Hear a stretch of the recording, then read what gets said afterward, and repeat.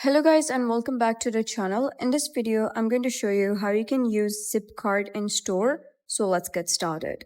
The physical Zip card can be used at most locations that accept Visa payments. However, keep in mind that this card is designed specifically for in-store transactions and cannot be used for online shopping.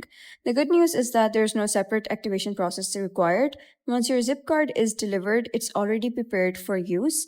To start a purchase, open the Zip app on your phone and choose the in-store option from the main screen. If this is your first time using the card, you can also scan the QR code printed on the back of the physical card to begin the setup process. Next, you're going to type in the full amount of your purchase inside the app, including taxes.